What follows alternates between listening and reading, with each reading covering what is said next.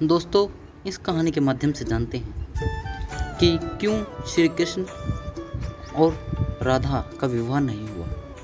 जब कृष्ण के प्रति राधा का प्रेम समाज को चुभने लगा तो घर से उनके निकलने पर रोक लगा दी गई, लेकिन कृष्ण की बंसी की धुन सुनकर राधा खुद को रोक नहीं पाती थी। यह देखकर उनके घर वालों ने उन्हें खाट से बांध दिया था। पूर्णिमा की शाम थी। राधे को बांसुरी की मधुर आवाज़ सुनाई दी।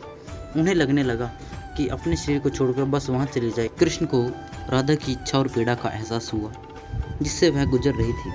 वह उद्धव और बलराम के साथ राधे के घर गए और उसकी छत पर जा चढ़े। कृष्ण ने कहा, 8 साल पहले जब मुझे ओखली से बांध दिया गया था तो यह लड़की मेरे पास आई थी। तभी उसकी नज़र मुझ पर पड़ी। उस पल से मैं ही उसके जीवन का आधार बन चुका हूँ। उन्होंने राधे के कमरे की कपड़ैल को हटाया, धीरे धीरे नीचे उतारा और राधे को आज़ाद कर दिया। इतने में ही बलराम भी छत से नीचे आ गए और उन्होंने दोनों को उठाया और बाहर आ गए। इसके बाद सभी ने पूरी रात खूब नृत्य किया। अगली सुबह जब माँ ने देखा तो राधे अपने बिस्तर पर सो रही थी। पूर्णिमा का यह अंतिम रात था। कृष्ण ने माता यशोदा से कहा कि वह राधा से विवाह करना चाहता है। इस पर माँ ने कहा, राधा तुम्हारे लिए ठीक लड़की नहीं है। इसकी वजह है कि एक तो वह तुमसे 5 साल बड़ी है, दूसरा उसकी मंगनी पहले से ही किसी और से हो चुकी है। जिसके साथ उसकी मंगनी हुई है वह कंस की सेना में है। अभी वह युद्ध लड़ने गया है। जब वह लौटेगा तो अपनी मंगेतर से विवाह कर लेगा, इसलिए तुम्हारा उससे विवाह नहीं हो सकता। वैसे भी जैसी बहू की कल्पना मैंने की है वह वैसी नहीं है। इसके अलावा वह कुलीन घराने से भी नहीं है। वह एक साधारण ग्वालन है और तुम मुखिया के बेटे हो। हम तुम्हारे लिए अच्छी दुल्हन ढूंढेंगे। यह सुनकर कृष्ण ने कहा, वह मेरे लिए सही है या नहीं यह मैं नहीं जानता। मैं तो बस इतना जानता हूँ कि जब से उसने मुझे देखा है उसने मुझसे प्रेम किया है और वह मेरे भीतर ही वास करती है। मैं उसी से शादी करना चाहता हूँ। माँ और बेटे की यह भी वाद विवाद बढ़ता गया। माता यशोदा के पास जब कहने को कुछ न रहा तो बात पिताजी तक जा पहुंची। माता ने कहा, देखिए आपका बेटा उस राधे से विवाह करना चाहता है। वह लड़की ठीक नहीं है। वह इतनी निर्लज है कि पूरे गांव में नाचती फिरती है। उस वक्त के समाज के बारे में आप अंदाज़ा लगा ही सकते हैं।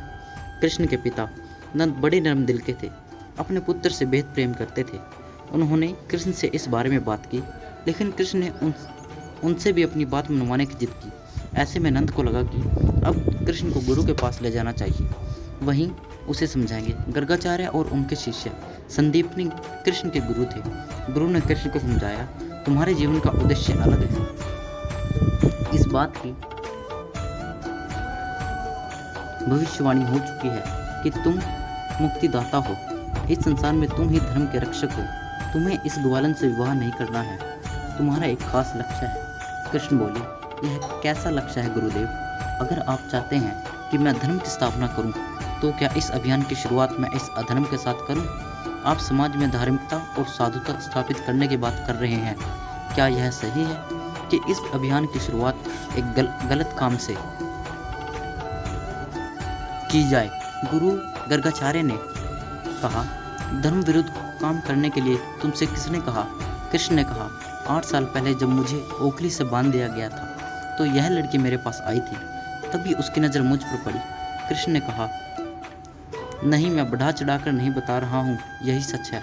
गर्गाचार्य ने दोबारा कहा, तुम मुक्तिदाता हो, तुम्हें धर्म की स्थापना करनी है। कृष्ण बोले, मैं मुक्तिदाता नहीं बनना चाहता। मुझे तो बस अपनी गायों से, बछड़ों से, यहाँ के लोगों से, अपने दोस्तों से, इन पर्वतों से, इन पेड़ों से प्रेम है और मैं इन्हीं के बीच रहना चाहता हूँ। उस पल से मैं ही उसके जीवन का आधार बन चुका हूँ। उसका दिल, उसके शरीर की हर कोशिका मेरे लिए ही धड़कती है। एक पल के लिए भी वह मेरे बिना नहीं रहती। अगर एक दिन मुझे न देखे तो वह मृतक के समान हो जाती है। वह पूरी तरह मेरे भीतर निवास करती है और मैं उसके भीतर। ऐसे में अगर मैं उससे दूर चला गया तो वह निश्चित ही मर जाएगी।